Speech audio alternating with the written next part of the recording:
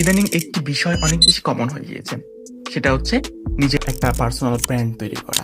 সেটা কোনো clothing brand হোক, সেটা কোনো পারফিউম ব্র্যান্ড হোক, সেটা কোনো ওয়াচ ব্র্যান্ড হোক, বা কোনো এজেন্সি হোক, যে কোনো ধরনের ব্র্যান্ডিং হতে পারে।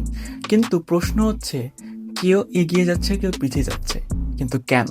হে guys, welcome back. And thumbnail দেখে হয়তো তোমরা অলরেডি বুঝে গিয়েছো যে আজকে বিষয়টা কি নিয়ে হতে পারে। তো হ্যাঁ, আজকের বিষয়টা হচ্ছে ব্র্যান্ডিং এর ক্ষেত্রে প্রথম যে কাজগুলো করা যাবে না। তো প্রথম দিকে আমি ব্র্যান্ড বলতে কি বোঝাই সেটা বোঝাবো।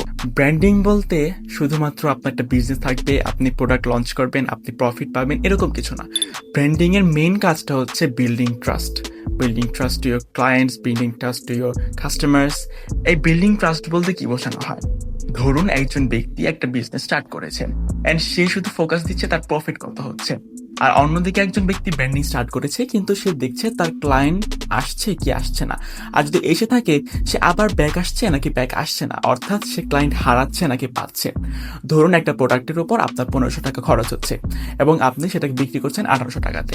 এখানে আপনার 300 টাকা প্রফিট হচ্ছে, আপনি এটাতেই ফোকাস দিচ্ছেন যে হ্যাঁ আমার আজকে অনেক প্রফিট হয়েছে, কিন্তু আসলে কিছুই না। আপনার দেখতে হবে এই 1800 টাকার প্রোডাক্টটা যাতে বিক্রি করলেন, এই প্রোডাক্টটা নিয়ে আপনার সে কাস্টমার পুনরায় ব্যাক করলো কিনা, আপনার উপর ট্রাস্ট তৈরি হয়েছে কিনা। এই যে বিজনেসের জগতে এত বড় বড় ব্র্যান্ডগুলো যে আছে, যেমন কোকাকোলা, তারপর গুচি, তারপর গাড়ির দিকে বিএমডব্লিউ, মার্সিডিজ।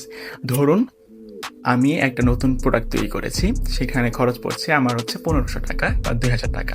বাট এর আগে এই ধরনের প্রোডাক্ট কোনো জায়গায় আসেনি, আমি একমাত্র প্রথম যে প্রোডাক্টটা তৈরি করেছি। এখন আমি যদি চাই যে এই প্রোডাক্টটাকে আমি 5000 10,000 টাকাতে বিক্রি করব, সেক্ষেত্রে কিন্তু মানুষ কিনবে না।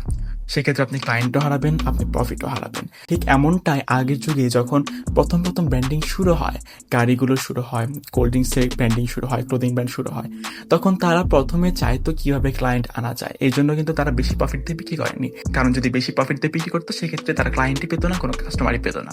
অ্যান্ড এটাই হচ্ছে ব্র্যান্ডিং এর মেইন উদ্দেশ্য, সেটা হচ্ছে বিল্ডিং ট্রাস্ট। অ্যান্ড সেকেন্ড যে বিষয়টা আজকে কথা বলবো, সেটা হচ্ছে সব থেকে ইম্পর্টেন্ট। পৃথিবীতে যে যাই বলুক, সব থেকে বেশি প্রয়োজনীয় স্কিলটা হচ্ছে সেলস।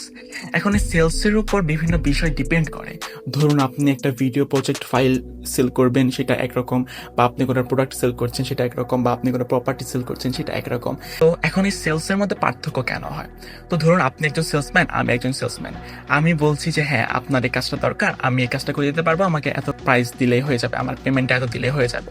আর অন্যদিকে আপনি বলছেন যে হ্যাঁ আপনার এই কাজটা দরকার, আমাদের টিম এই কাজটা অনেক বছর যাবত করে এসেছে, অ্যান্ড আপনি যদি আমাদের থেকে এই কাজটা নেন, আমরা আপনাকে অফার দিব, এত পার্সেন্ট ডিসকাউন্ট দিব, আপনি কয়েকদিনের মধ্যে কাজটা পেয়ে যাবেন। তো এটা স্বাভাবিক বিষয়, আপনি সেই কাজটা করে ফেলেছেন যেটা আমি করতে পারিনি, সেটা হচ্ছে ট্রাস্ট বিল্ড করা।